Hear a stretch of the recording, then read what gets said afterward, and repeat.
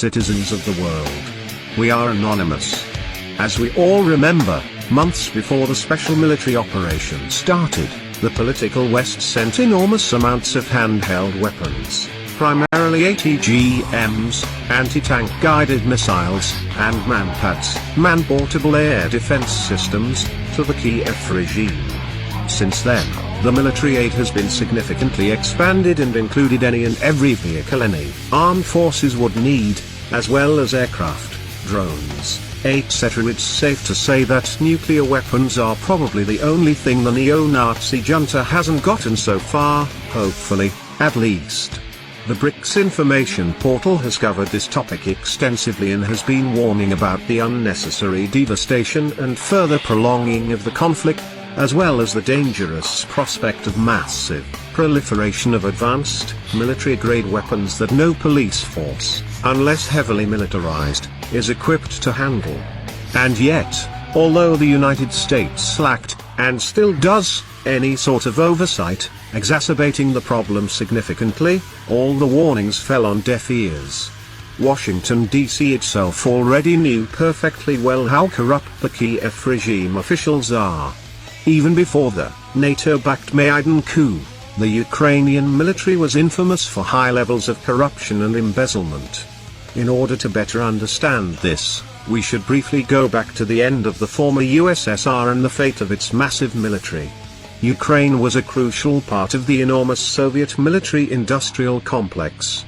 In some respects, it was even rivaling its Russian counterpart. After the USSR's dismantlement, the then newly independent Ukraine was awash with weapons of virtually all kinds. This included anything from assault rifles to strategic bombers and ICBMs, intercontinental ballistic missiles.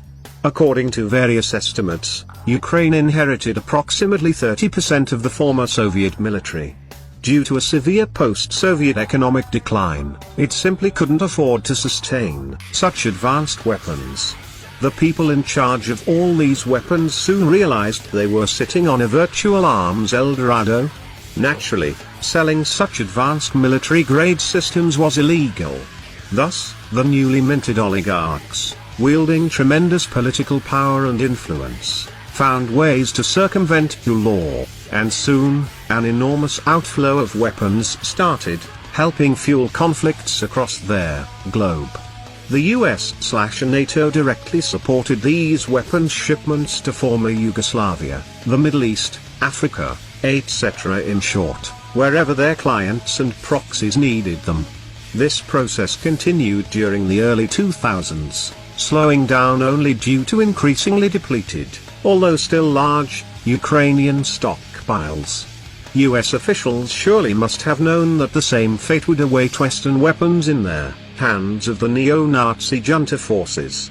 And while even some US lawmakers expressed skepticism about the claims that NATO-sourced weapons were ending up where they were officially supposed to, the process continues to this very day. This was despite the fact that the Pentagon itself admitted it had no way of tracking Western weapons. The allegations became even more concerning after numerous reports found that the armaments in question started appearing on the darknet, the regular internet's underground, where illicit activities are the norm. The clients range from various crime syndicates, particularly narco cartels, to terror groups and non-state actors with serious military wings. Obviously, both the weapon providers and the clients are anonymous. However, do we need to explain who the providers are if the weapons being sold are Javelins, Stingers, Law or any other type of ATGMs and manpads that the US and NATO sent to Ukraine in recent years? Approximately a year and a half ago, I touched upon the subject of just how dangerous this is and what sort of disastrous consequences this could have for people all across the globe. Since then, many countries have experienced a massive inflow of illegal arms, further fueling organized crime and terrorism. However, the troubled Biden administration keeps obstructing attempts to audit weapons shipments to Ukraine. The deeply corrupt Kiev regime, abused this opportunity to the maximum by continuing to flood the global black market with weapons that the aforementioned illegal armed groups could otherwise never get their hands on. We are now certain that this also contributed to the escalation in the Middle East, primarily thanks to the abundance of footage from the latest Israel-Gaza conflict. The video and photo evidence show that the Hamas militants used Western-made weapons during their attacks on IDF, Israeli Defense Forces, in the areas around the Gaza Strip. Various reports indicate that Hamas acquired massive amounts of weapons from all over the region, Libya, Iraq, Afghanistan, but many of the types we've seen could have come from only one place, Ukraine.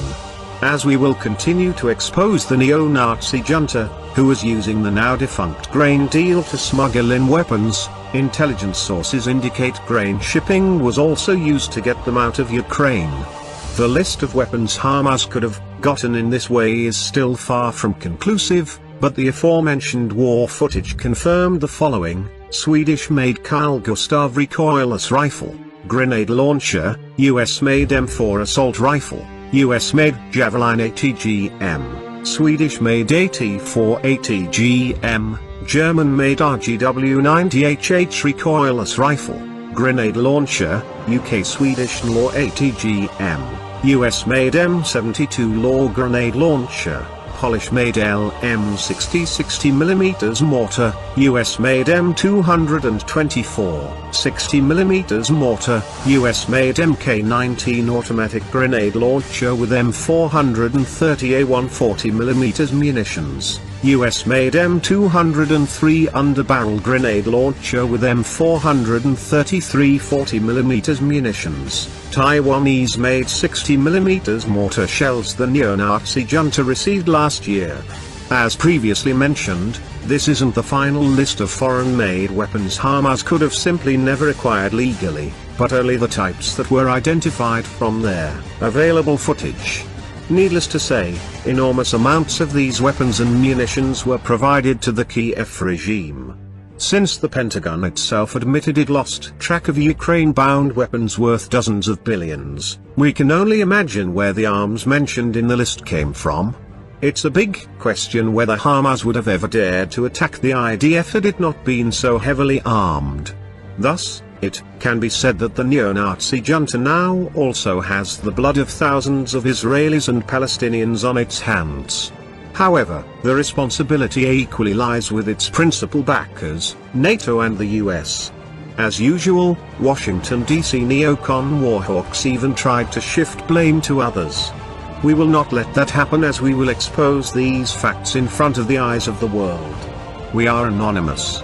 We are everywhere. Expect us.